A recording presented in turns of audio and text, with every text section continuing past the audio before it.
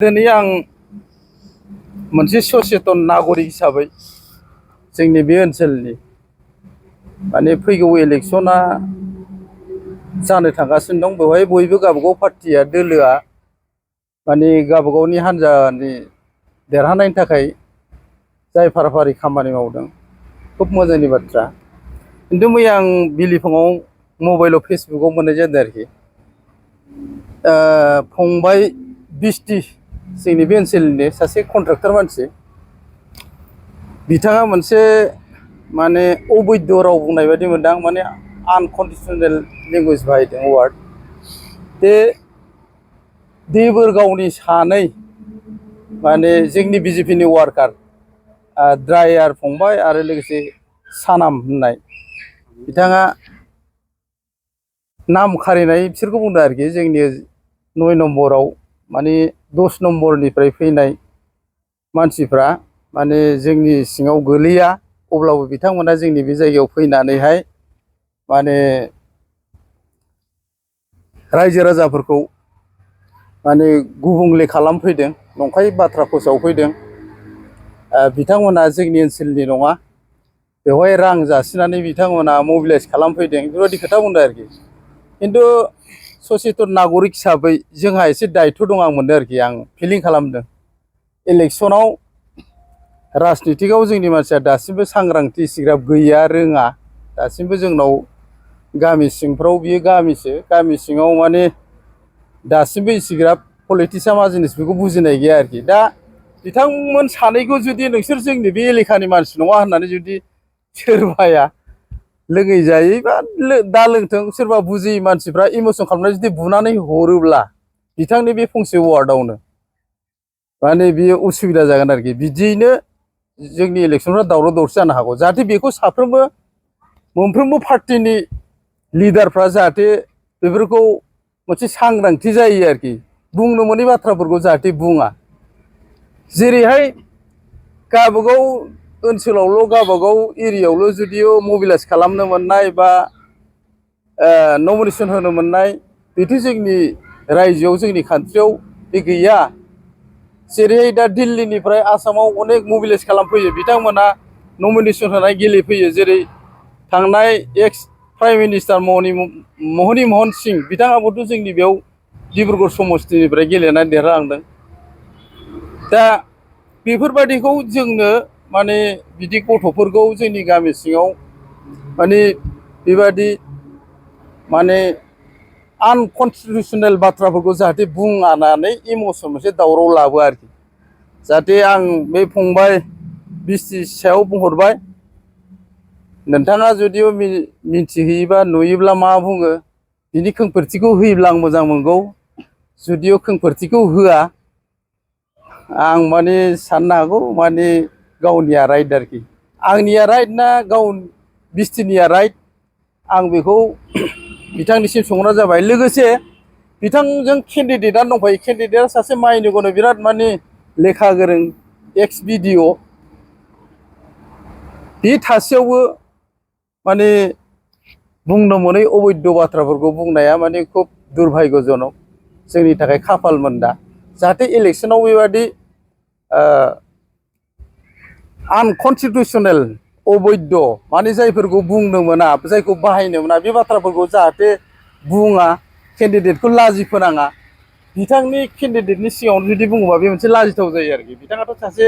खुब गियानि बेक्ति, गियान लेखा गोरों एक्स बिडिअ। बहुत बुंनो थांबा गाज्रि, माने जोबोद गाज्रि आरोखि, दुखुनांथाव। बाहाय माने दिनैसिमबो जे दिननिफ्राय बिटिसि इलेक्शन जादों, बे दिननिफ्रायनो इउपिपिएलआ एबा पिसिडिआरआ देरहाबोनाय जायाखै आरो नेक्स्टआवथ' देरहाथारनाय नङा। मानो होनबा प्रमद बर' सारआ बिराद मोनसे भुल खामानि मावदों आरोखि। जोंनि बे कनस्टिटिउसनाव 3 मानसिनो खोमायाव जुदि बे अवार्ड होदों, माने बेहायथ' इउपिपिएलआ 3नोबो टिकेट होनो हानाया। 3 मानसियाव ओरैबायदि बिसोर खस्थ' खालामनानै गावसिनि टिकेट मोनगोन आरो देरहानो थाखाय खामानि मावदों बिथांमोना। सासेल'सो मोनगोन। दा 3नि बिथोराव 2ल' मोनोबा 2आ ओरैबायदि आघात जागोन, माने खोनासंथाय रावजों हयथ' माने बुंगोन होननानै आंहा बिसास दङ।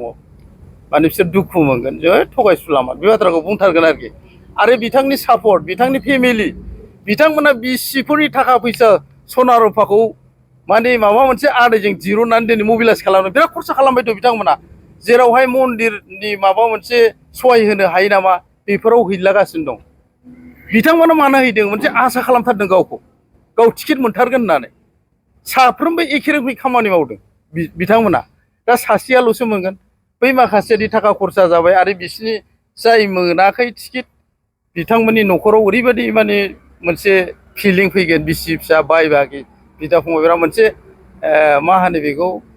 माने हमथानो हायै गोसोनि दुखु फैगोन आरो जों जेनबाय थाग्रा जों मिथिगौ माने जोंनि केन्डिडेटआ आंहा बयबोथ' इउ पि पि एल निमोन नालाय जोंनि केन्डिडेटआ जेब्ला जेनो केन्डिडेटआ जेसेबां दुखु दं जोंहाबो दं माने जों एखे फेमिलि हमनाय लायो थिग बेबादिनो नैबे टिकेट सेलेक्टआव जुदि जायाब्ला सानै मानसिया जुदि टिकेट मोना बिसोर ओरैबायदि दुखु मोनगोन आंथ' न'खरफ्राव थिग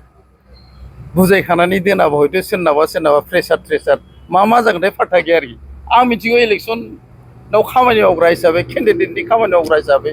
आं बेखौ फुल मिन्थिगौ आरोखि दा ओंखायनो प्रमद बर' सारा बेबायदि खालामनाया भुलमोन सोरबा सासेखौल' टारगेट खालामनाय बुंखायोमोन जेना नोंनि खोथा आं नोंनो टिकेटखौ होगोन नों खामानिखौ मावदो होननानै दाथ' बियो माबानि लबाव बियो साथाम मानसिनो अवार्ड होबाय खोमा सेराव साथामजोंबो मिथिलाया बिसोर मिथिगौ खोनायोबा बुङो दे आंखौ सारानो माने थिनदों आरो बिनिफ्राय खोनासं बेबो बुङो माने आंखौ सारानो इंगित होदों बेबायदि एखे सेम बिराद माने इउ पि पि एलआ बनरगावनि थाखाय बिराद उसुबिदा आरोखि आंखौ कमेन्टआव लिरहरदो माबा माबि आं बुंहराखै एबार जाय नायदों बे बुंदो दे फंबायमोन जाय नोंथांमोनहा इउ पि पि एलआव साथामजोंबो सापर्ट दं मिथिखादो नोंथांमोना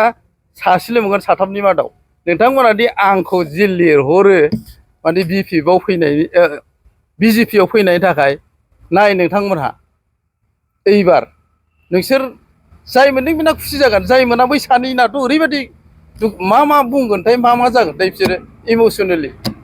राजनितिकआदि बेसेबां इन्टारेस्टेड बुस्थु बेखौसो आङो सिन्था खालामदों आरोखि जुदि नेक्स्टआव खालामा आरो जोंनिखौबो जों बुंगोन जोंनाबो जाहाथे जोंनि दोलोनिफ्रायबो बेबादि मोनसे अख्रामै इमसनेल बाथ्राफोरखौ जाहाथे बाहाया आं बे बाथ्राखौ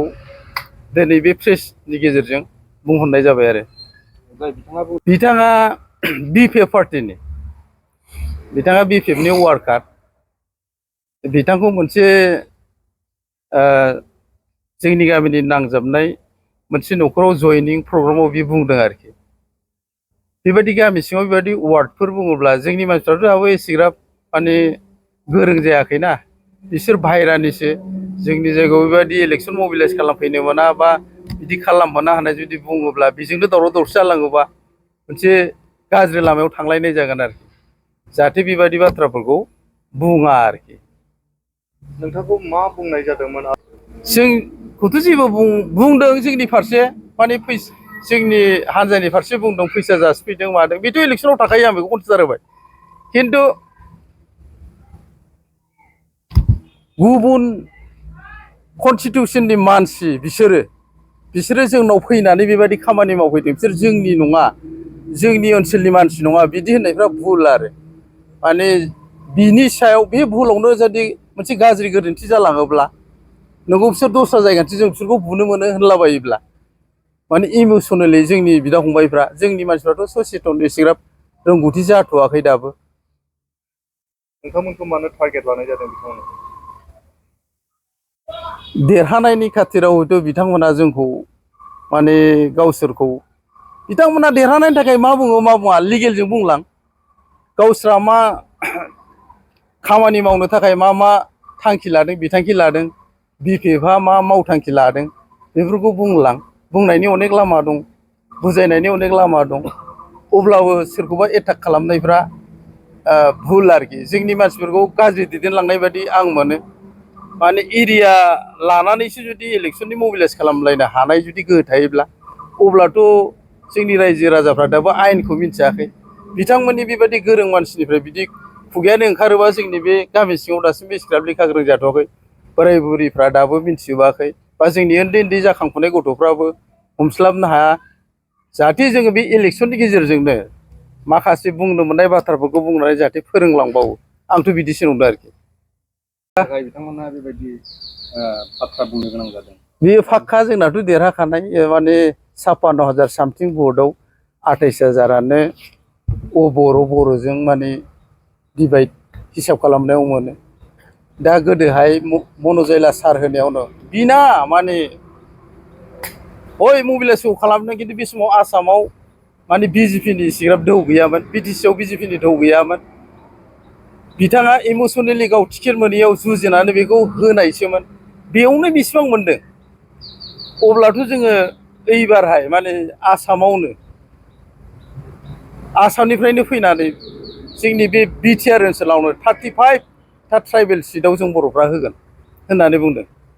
दा एसे उनाव मा सोलाय सोल' जायो बेखौ मिथिया खिन्थु जों खुब आसा खालामदों सानै मानाव गेदेर चिफ एक्सनि आरो दा एक्जिस्टिंनि बिसोरनि सिटआव होआ होनथ'दों खिन्थु गासिबावबो होगोन होनदों अब्ला जोङो नुनो मोनदों दे बयबो साखाफारा आरोखि आरो जों सानफ्रोमबो आप टु डेट खबर लागासिनो दं बिजेपिआव दिन बाय दिन बारसोमगासिनो दं जोंनावथ' बे सारखौ बुंनांगौ खोथाया गैया माने बिथांनि आखल आखु आरो बिथाङा एक्सपिरियेन्स दंना माने बिथाङा एइबार जों 3 टाइम्स इलेक्सन गेलेदों खननायाथ' ओरैबायदि मोजाङै देरहादों बिथांखौ मिन्थियै रावबो गैया आरोखि जोंनि ओनसोलाव माने सानफ्रोमबो ओंखारो माने सासे सानै बिपिएफआव हयथ' जयेन जाहैनाय नुयो बिजेपिआवथ' हल जागासिनो दं आरो जों खिथाबावासो जोंनिखौ जों प्रसार खालामनानै लाया जोंहा मोनसे माबा दङ आरोखि जोंनाव मोनसे साननाय दं आरोखि जोंनाव पलिसि दं जों अभार माने माबा खालामा आरोखि जोंना लिमिटेडआव दंगासिनो दं सिङाव जोंनि जयेना न'आवसो जायो जोंना बै मास गेदारिंआव जाया जेनेबा दिनै मोनसे जायगायाव नुदों आं माने कुमुद सार फैदों जयनिं जादों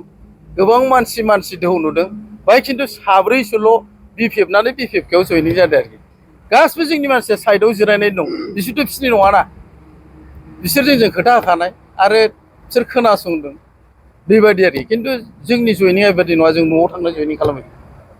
जा जादों एकदम रग' गथा बेबायदि आरोखि खिन्थु इउपिपिएलनाथ' माबा खबाइ गिजि जे गिजिजों ना हमनायफोरबायदिसो नाखौ मोनो जेयाव सारनाय खबायाव थोबसेरो खबाइया गिजि ब्लद गलांफिनो बेफोरबायदि आरोखि खुब दुखुनांथाव आरोखि इउपिपिएलनि थाखाय मोनसे खोथाया बेनो आदा बिटिया जोंखौ गुबुन समस्थिनि